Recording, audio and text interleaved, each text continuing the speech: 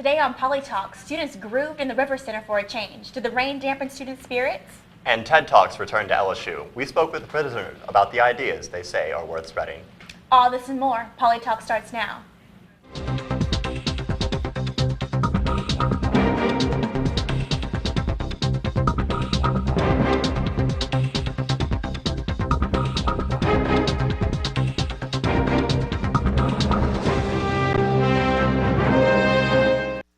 Good evening and welcome to PoliTalk's News Beat, political news show. I'm Amber Smith. And I'm Jacob Irving. Thanks for joining us. LSU students traded in their rain boots for dancing shoes Friday when the annual Grooving on the Grounds moved into the River Center. Tiger TV reporter Gabrielle Chauvin was on hand to show us just how hard that concert rocked. Rain or shine, Baton Rouge was dancing the night away at Groovin' on the Grounds Friday night. Director of Programming Chelsea Gonzalez anticipated a great night after months of planning. It takes roughly a year. That's how long we take anyway, and you wouldn't believe the work that goes into it, but at the end of the day, it's definitely all worth it. The event was moved to the River Center due to the weather, but the night started great with Little Finals Week emceeing the night and straight to LSU's homecoming Battle of the Bands winner Deacon Jones. Lead guitarist and singer Winston Trollo told Dig Baton Rouge magazine this was their biggest show yet.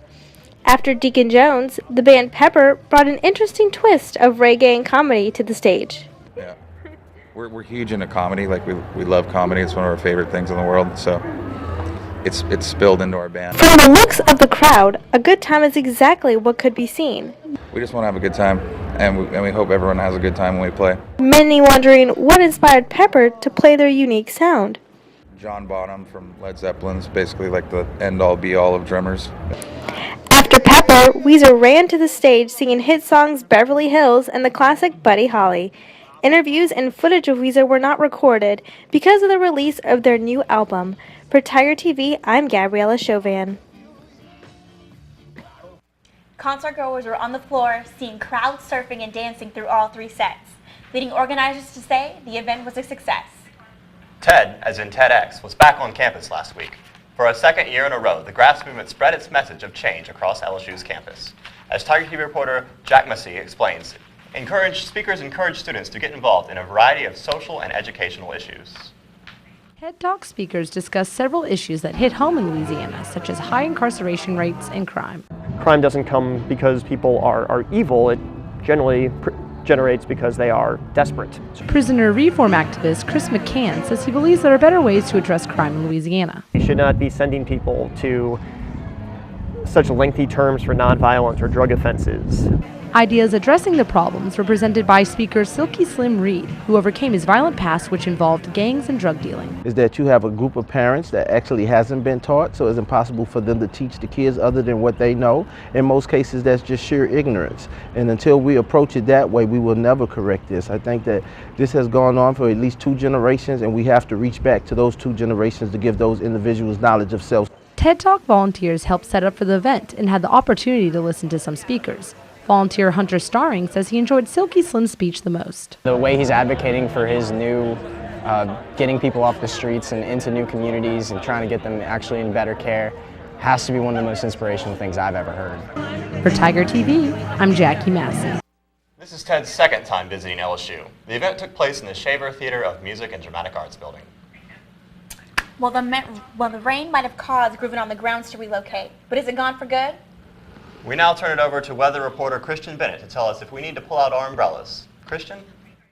Monday was a great day. It was sunny with temperatures reaching up to 75 degrees. I was loving the warm weather. It's going to stay pretty nice Monday night. We'll see temperatures averaging around 57 degrees with wind speeds at 10 miles per hour and a 10% chance of rain. Our Insta pick of the day comes from Bree Bosco. Despite all the pollen that comes with the change of weather, I have to admit, seeing all the flowers in bloom is pretty breathtaking. Gotta love LSU in the spring. After the break, we'll turn to World Reporter anchor Lindsay Palega to tell us how one Canadian eatery sells food that could give some customers the munchies. Stay tuned. Thanks for watching today's PoliTalk. I'm Lindsay Palega with your World Report. North and South Korea fired hundreds of artillery shells at each other's waters earlier today, causing residents of 5 small South Korean islands to evacuate. The shots into the Yellow Sea occurred after an announcement from Pyongyang stating that live fire drills would be conducted in 7 areas north of their disputed maritime boundaries. North and South Korea fired over 500 and 300 rounds respectively over 3 hours. White House spokesman Jonathan Laley called North Korea's actions dangerous and provocative. In Vancouver, Canada, a pizzeria has a unique new topping on its menu, marijuana. The pizzeria, Mega Ills, serves the marijuana-infused pizza only to customers with a prescription and over the age of 18. The pizza is infused through an oil extraction process and has a little tang added to its taste. As of now, the pizza is legal to serve, but new regulations coming on April 1st may force the pizzeria to take this item off their menu. This morning, a UN panel released their latest conclusions on climate change. More so than ever, they are warning that if steps are not taken to reduce carbon dioxide emissions, the effects could be irreversible. Their findings are released every 6 years based on input from nearly 1,000 scientists. The most recent 1,000-page document breaks down the expected impacts by continent and categories, such as marine life, agriculture, and flood risk, so that policymakers can see what risk their locations face, as well as what adaptation and migration strategies may benefit them. The panel has stated that the effects will be catastrophic unless emissions can be reduced. That's all for today. Back to you at the desk. Thanks, Lindsay. Right now, minimum wage is set at $7.25 an hour. However, President Obama is leading the movement to change that, which would raise minimum wage to $10.10 an hour. Louisiana State Representative Herbert Dixon likes the idea of increasing minimum wage, but wants to do it gradually. Dixon is introducing a bill to the state legislature that would increase minimum wage by $1 in 2015 and another 75 cents in 2016. This way, the minimum wage would equal the cost of living in Louisiana by 2017. Dixon says raising it a little at a time allows the economy to adjust. LSU student Nadima Egu works at a local car wash to pay her way through college and supports the president's plan. If it were raised, that would mean instead of having to make maybe 25 hours, I'd only have to make 15 hours a week. And that gives me, that's just 10 hours that I could have that'll be used towards maybe studying or anything that I wanted. Even if Representative Dixon's bill passes, Governor Bobby Jindal has publicly opposed raising minimum wage and instead suggests the president focus on expanding the oil and gas industries. TEDx wasn't the only event on campus this weekend. In Parker Coliseum, visitors could find something blooming other than ideas.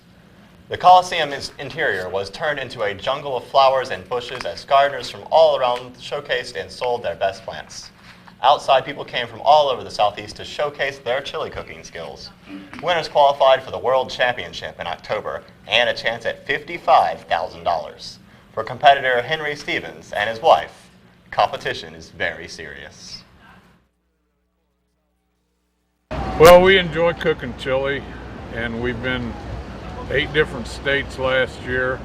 We're trying to get qualified for the World Championship in Palm Springs, California in October. Proceeds of the event go towards the Our Lady of the Lake Children's Hospital. Studio art students are pushing for lawmakers to give their classrooms a makeover. Mold, sewage, and leaky pipes are common sights in the studio arts building on campus. The $15 million budget has blueprints ready, but is on delay, waiting for state legislature to give the go-ahead. An online petition has collected over 350 signatures, hoping for the legislature to see the demand for renovations in there. Ambassadors tend to skip the rundown building when showing the campus off to visitors. The building is not only affecting the students inside, but also the future of the program. Junior ceramics major Kristen Rowe says that the physical environment of the building is hazardous to her working environment.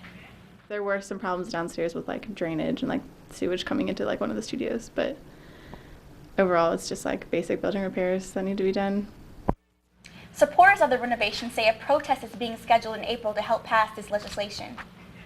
Weather reporter Christian Bennett joins us once again with a look at what we can expect in this week's weather. What does it look like, Christian? Tuesday is going to be another beautiful day. Highs tomorrow will reach 80 degrees with lows at 63 degrees. Wind speeds will reach up to 10 miles per hour. We'll have a low chance of rain tomorrow, but I don't think we'll be seeing any showers. We're looking at some great weather. If we take a look forward at the rest of this week, we're going to see mostly sunny skies with temperatures climbing into the 80s. We'll have some more clouds move in Wednesday, and we're going to see scattered showers throughout the weekend. That's your forecast, LSU. Keep watching Tiger TV for your most up-to-date weather reports and post your weather pictures to Instagram with the hashtag TigerTVWeather. That's all for today's PoliTalk, but you can keep up with us by watching online at tigertv.com or on our YouTube channel. And be sure to connect with us on Facebook and on Twitter. Again, thanks for watching Tiger TV. And have a great evening, Tigers.